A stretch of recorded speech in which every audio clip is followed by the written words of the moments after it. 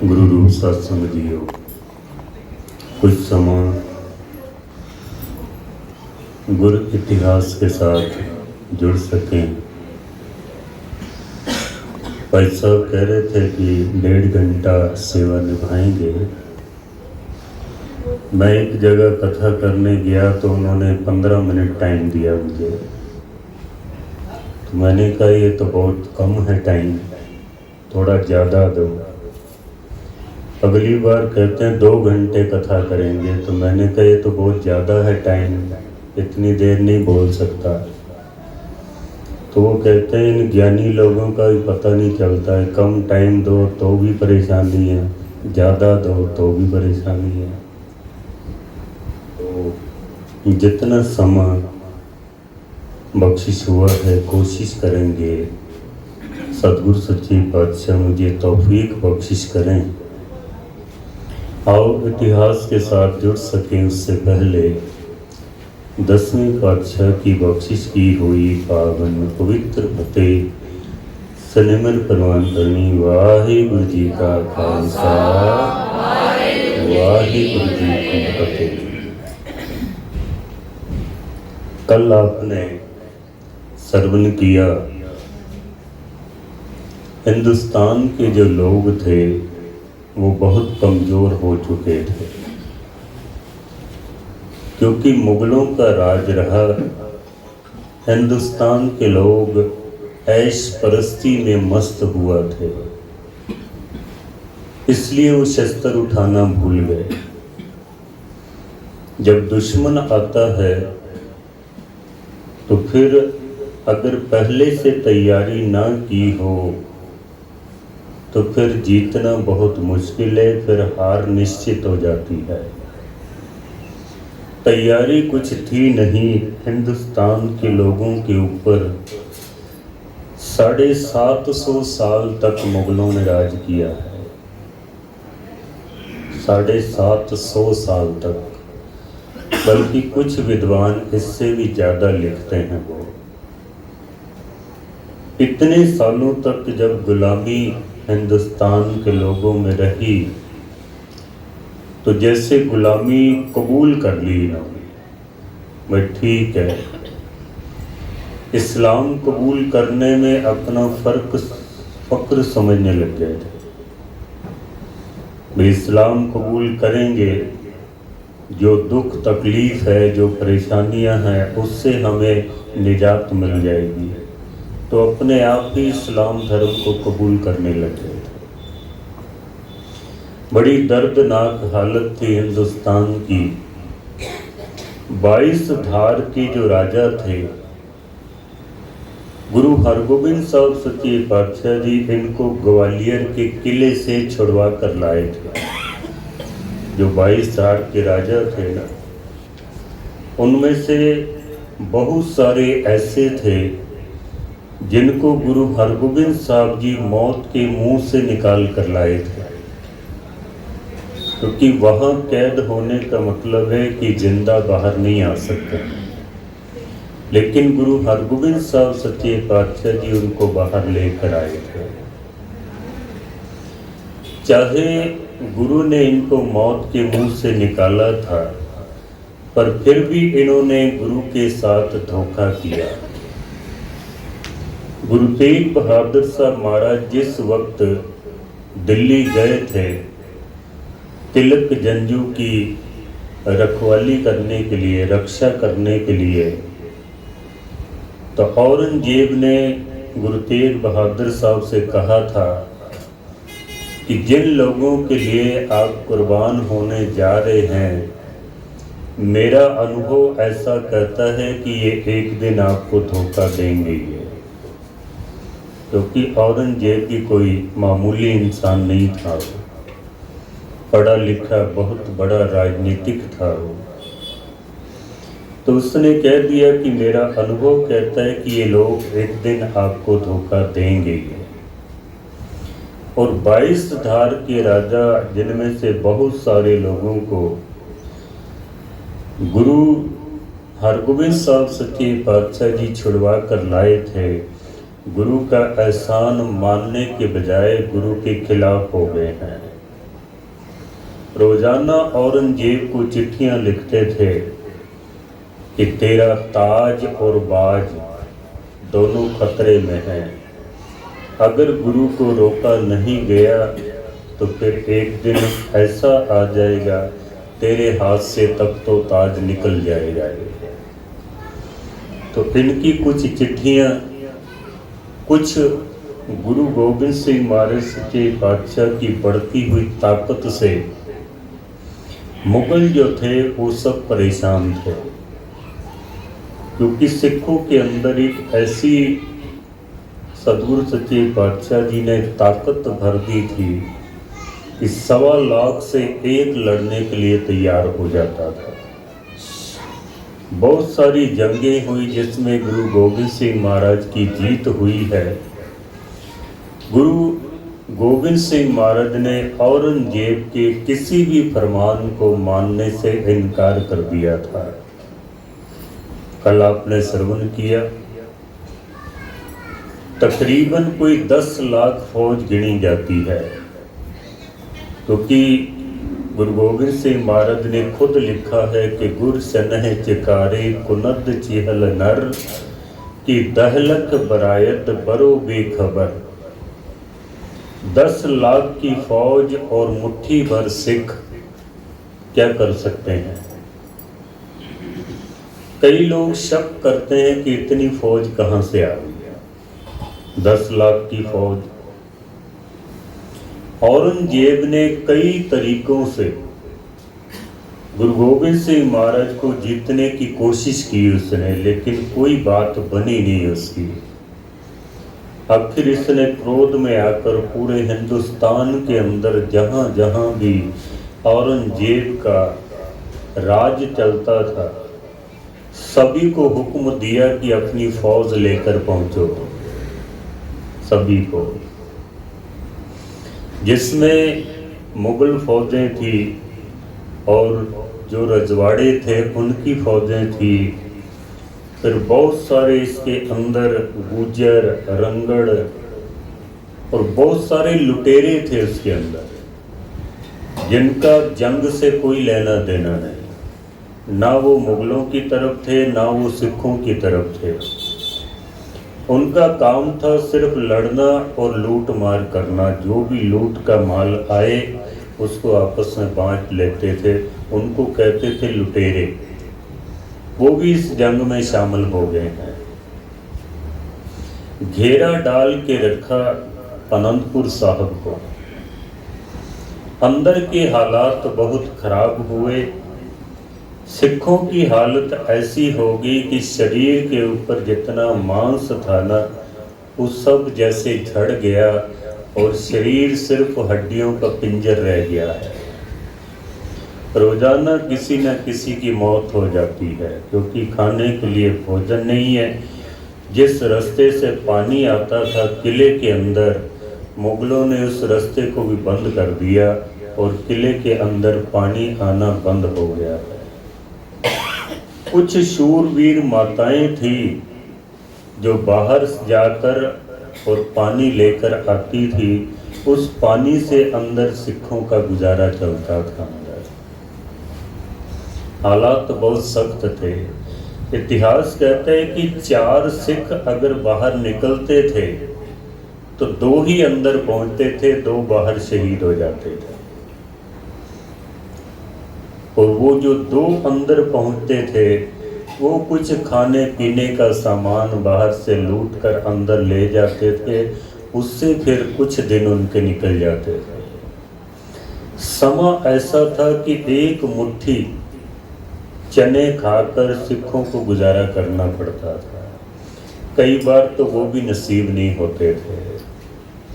लेकिन सिर्फ अंदर के हालात खराब नहीं थे, हालात बाहर के भी खराब थे। क्योंकि पहले मई के महीने में उन्होंने घेरा डाला, गर्मी बहुत थी, मैदान में बैठना कोई आसान काम नहीं है। गर्मी के बाद फिर बरसात आई।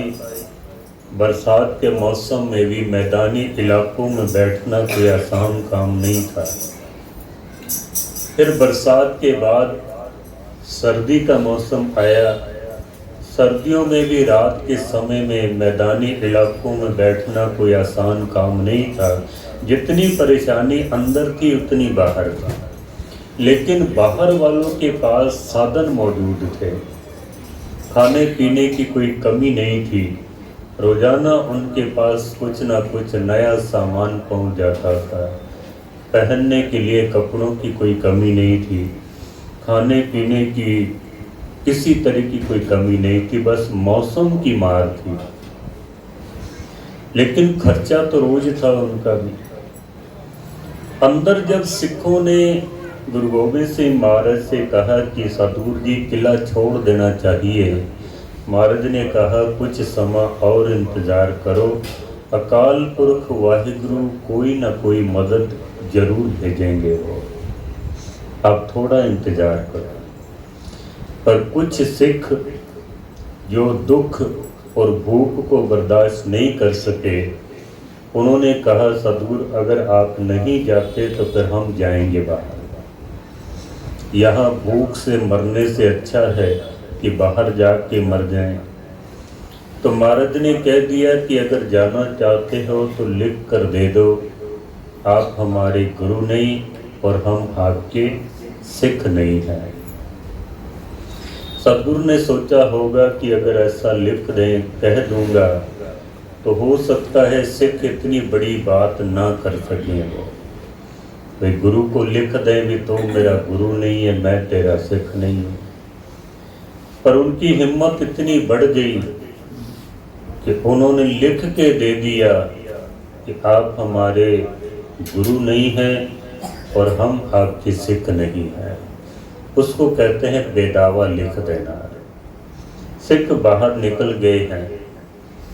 बाहर जो मुगल फौजें हैं उन्होंने एक तरकीब बनाई है, किसी तरीके गुरु गोबिंद सिंह महाराज को किले से बाहर निकालो,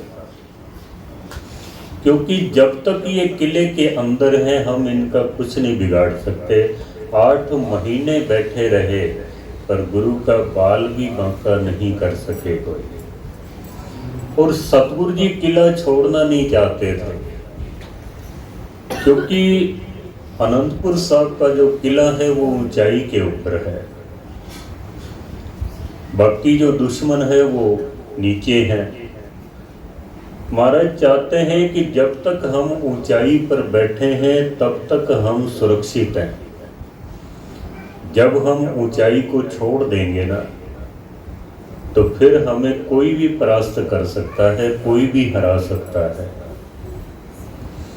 आप देखो जब आदमी अपने जीवन में ऊंचाई को छोड़ देता है ना, सच का साथ छोड़ देता है, तो फिर वो परास्त हो जाता है, फिर वो हार जाता है।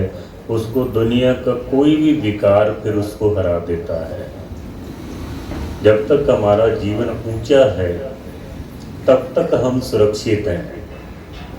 राजयोग भर्तृ जो गुरु नानक सच्चे पातशाह को मिले थे, जब वो घर बार छोड़कर जाने लगे तो उसकी माँ ने उसको उपदेश दिया था। भर्तृ को पहला उपदेश माँ ने किया था।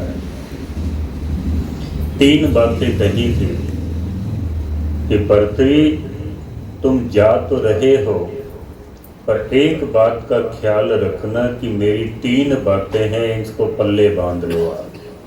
3 बातों का वो कौन सी हैं?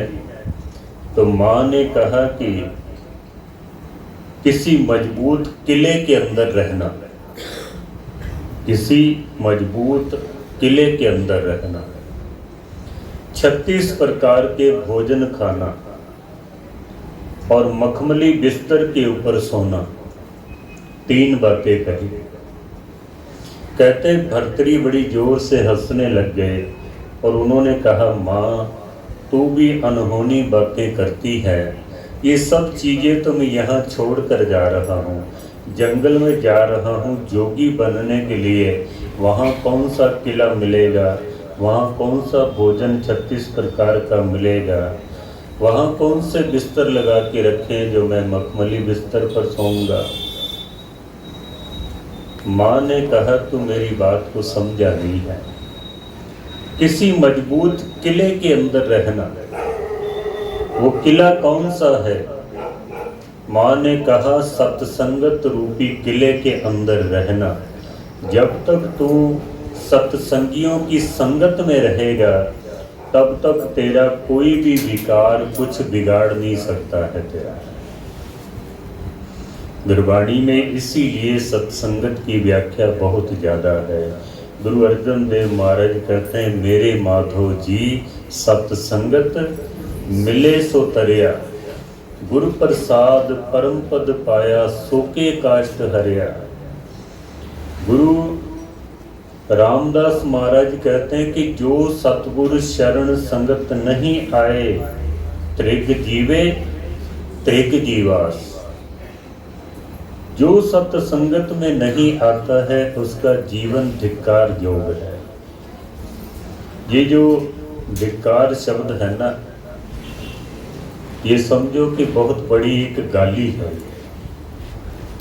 गुरु रामदास महाराज लिखते हैं वाणी के अंदर, जो सतगुरु शरण संगत नहीं आए त्रिग जीवे त्रिग जीवास। त्रिग जो शब्द है ना, धिक्कार योग।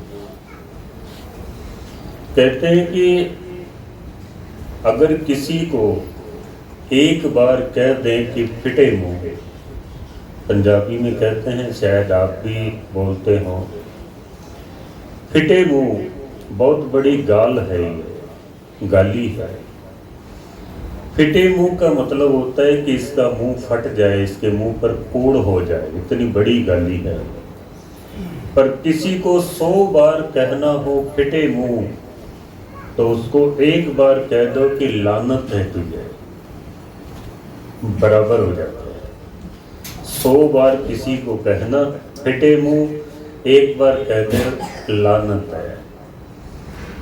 सिंधी भाषा में कहते ना लख जो लानत आए, कहते ना। 100 बार किसी को लानत कहना हो तो उसको एक बार कह दो कि धिक्कार है तेरे जीवन को, बराबर हो जाता है। अगर 100 बार फिटे मुंह कहना हो तो एक बार कह दो कि लानत है। 100 बार लानत है कहना हो तो एक बार कह दो धिक्कार है तेरा जीवन, किसी काम का नहीं, बराबर हो जाता है। तो महाराज कहते हैं जो सतगुरु शरण संगत नहीं आए त्रिग जीवे त्रिग जीवास। जितना भी जीवन है उसका वो सब धिक्कार योग है जो संगत के अंदर नहीं आते हैं। क्योंकि संगत से गुण उपजे, संगत से गुण जाए। सत्संग में आओगे तो अंदर गुण पैदा होंगे, कुसंगत में जाओगे गुण चले जाएंगे, अवगुण पैदा हो जाएंगे। सत्संगत की बहुत व्याख्या है। तो माँ ने कह दिया कि सत्संगत रूपी किले के अंदर रहना। माँ भोजन कौन सा खाना है? तो माँ ने कह दिया कि जब शरीर को इतनी भूख लगे कि खड़ा न होया जाए, शरीर जब भूख से कांपने लग जाए, उस वक्त तुझे जो भी खाने को मिलेगा ना, उसको जब तू खाएगा तो 36 प्रकार के भोजन का स्वाद आएगा तुझे, अगर भूख लगी होगी तो। बिना भूख के अगर आदमी भोजन खाएगा, चाहे जितना मर्जी स्वाद भोजन हो, स्वाद नहीं आएगा। गुरबाणी में लिखा, सतगुरु कहते हैं, रुपए कामे दोस्ती भूखे सादे गण। भूख का और स्वाद का चोली दामन का साथ है। अगर भूख है तो स्वाद है, भूख नहीं है तो स्वाद भी नहीं है। कई बार बहुत अच्छा भोजन परोसते हैं पर आदमी को भूख नहीं होती तो वो कह देता है कि इसमें स्वाद नहीं है।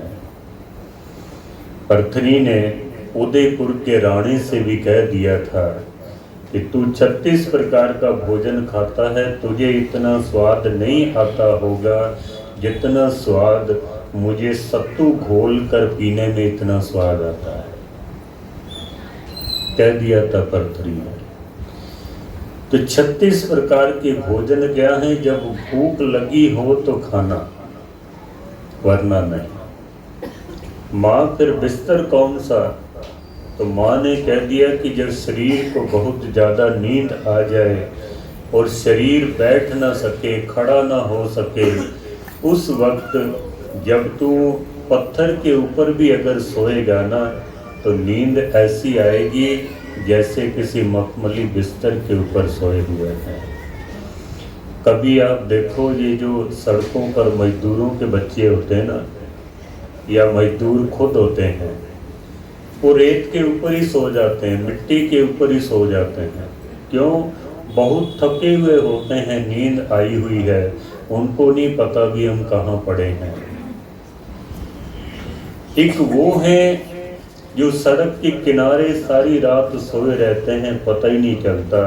एक वो है जो मखमली बिस्तरों के ऊपर भी तड़पते रहते हैं, नींद नहीं आती, गोलियां खाते हैं। क्यों?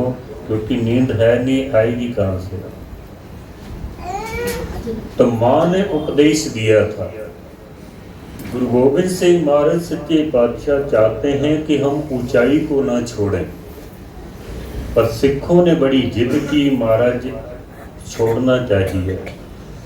बाहर जो 22 धार के राजा थे, जो हिंदू राजा थे और जो मुगल थे, उन्होंने आपस में विचार किया भी किसी भी तरीके से गुरु गोविंद सिंह को किले से बाहर निकालना पड़ेगा, वरना हम यहाँ बैठे बैठे कुछ नहीं कर सकते हैं। खर्चा रोज का बहुत है, हजारों लाखों रुपए का खर्चा रोज का। तो गुरु को बाहर कैसे निकालेगा? इन्होंने विचार किया कि क्यों न हम अपने धार्मिक ग्रंथों की कसम खाएं और गुरु को विश्वास दिलाएं कि आप एक बार निकल जाओ, हम आपके पीछे नहीं आएंगे। जो हिंदू राजा थे, उन्होंने आटे की एक गाय बनाकर और एक गीता की पोथी रखकर एक थाल के अंदर, और उसमें चिट्ठी लिखी कि हम जितने भी हिंदू राजा हैं, गाय की और गीता की कसम खाते हैं, आप एक बार किले को छोड़कर चले जाओ, जब माहौल ठीक हो जाएगा तो फिर वापस आ जाना। हम आपके पीछे नहीं आएंगे, आपका हम कोई नुकसान नहीं करेंगे। जो मुगल थे, उन्होंने कुरान शरीफ की कसम खाई, क्योंकि उनके लिए कुरान सबसे बड़ा ग्रंथ है। ऐसा माना जाता है कि ये ग्रंथ अल्लाह की तरफ से नाजिल हुआ है। तो उन्होंने कुरान शरीफ की कसम खाई है। इतिहास कहता है कि औरंगजेब ने कुरान शरीफ के ऊपर खुद दस्तखत किए कि आप एक बार किले को छोड़ के चले जाओ, हम आपके पीछे नहीं आएंगे, आपका हम कोई नुकसान नहीं करेंगे। जब इन्होंने 2 थाल ले जाकर अनंतपुर साहब के किले के दरवाजे पर जो पहरेदार था उसको दिए, और उसने जाकर जब अंदर सिखों को दिखाए, तो सारे सिख इकट्ठे होकर गुरु गोविंद सिंह महाराज के पास गए और सतगुरु से कहने लगे कि महाराज देखो, अपने धार्मिक ग्रंथों की कसम खा रहे हैं, अब तो हमें विश्वास करना चाहिए। गुरु गोविंद सिंह महाराज मुस्कुरा दिए। सतगुरु कहते हैं कि तुम इनकी कसमों के ऊपर मत जाओ। कसम खाई इसीलिए जाती है कि उसको तोड़ना होगा, वादा किया इसीलिए जाता है कि उसको तोड़ना होगा। कसम खाने की जरूरत कब पड़ती है? जब आदमी को बहुत ज़्यादा विश्वास दिलाना हो और अगले आदमी को हमारे ऊपर विश्वास ना हो, तभी कसम खाते ना। भी मैं कसम खाता हूँ।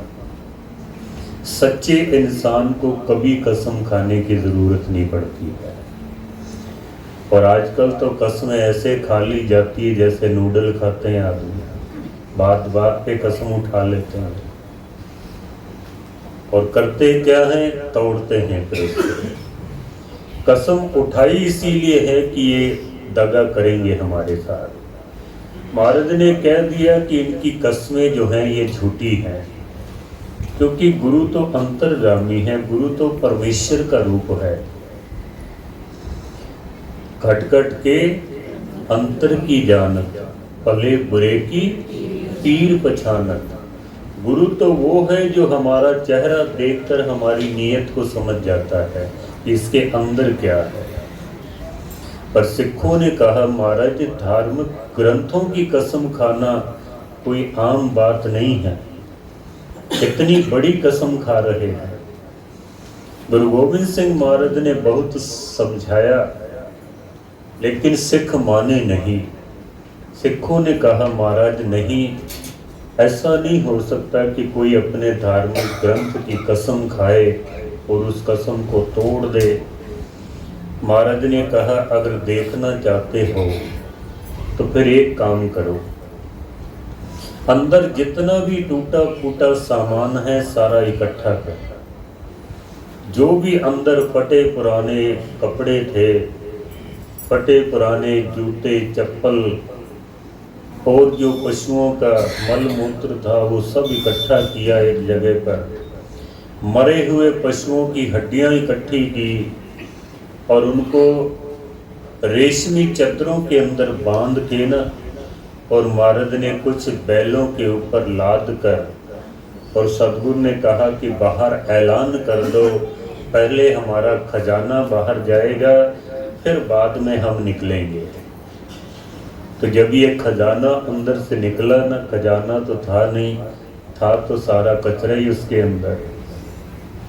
और जब उन्होंने देखा कि रेशमी रुमाले हैं बड़े अच्छे, हो सकता है गुरु का खजाना जा रहा हो, जो इन्होंने कस्में खाई थी ना उन कस्मों को भुलाकर और वो जो सामान जा रहा था उसके ऊपर टूट पड़े हैं ये। जब उसको लूट लिया ना और खोल के जब देखा उसको, तो उसके अंदर से क्या निकला, गंदगी निकली है। जब भी कोई आदमी कसम तोड़ता है ना तो उसके हाथ में फिर गंदगी ही आती है। जब भी कोई आदमी अपने मुख से किया हुआ वादा तोड़ता है तो फिर उसके हाथ में गंदगी ही आती है। महाराज ने सिखों से कह दिया कि देख लो इनके हाल, जो इन्होंने कस्में खाई थी ना वो सारी कस्में इनकी झूठी थी। महाराज सच्चे पातशाह जी जफरनामे के अंदर सदगुरु जी लिखते भी हैं, औरंगजेब को जो चिट्ठी लिखी ना महाराज ने, उसमें सदगुरु ने लिख भी दिया, कुरानन नादानन के यजदा शनाश, बड़ा मज्जतो का रहा दिल खराश।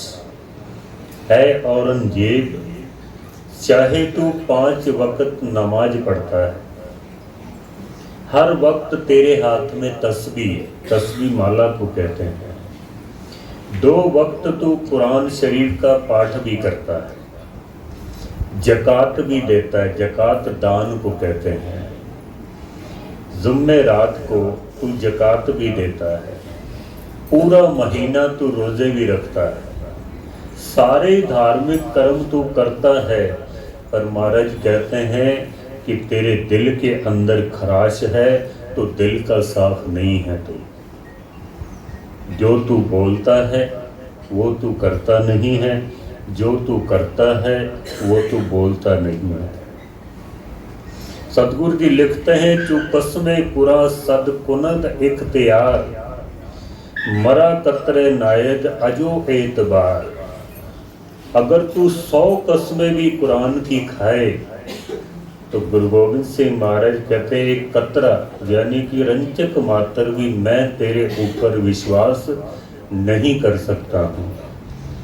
यहीं से ये कहावत प्रसिद्ध हुई कि अगर कोई मुगल तेल के अंदर हाथ डाल के फिर तिल में हाथ डाल दे तो जितने तिल हाथ के साथ चिपक जाए ना, अगर इतनी कस्में भी खाए तो विश्वास नहीं करना चाहिए। हालांकि सारे एक जैसे नहीं होते हैं, हर धर्म के अंदर कुछ अच्छे लोग भी होते हैं, कुछ बुरे भी होते हैं, लेकिन ये कहावत उस वक्त फिर मशहूर हुई। सतगुरु कहते हैं, अगर सदपुरा बकुरी कसम, मरा एतबार ना यक जर्रा दम। अगर तू 1000 कसम भी खाए तो एक दम भी, यानी जितना एक श्वास लेने में समय निकलता है ना, महाराज कहते हैं इतने समय के लिए भी मैं तेरे ऊपर विश्वास नहीं कर सकता हूँ, बल्कि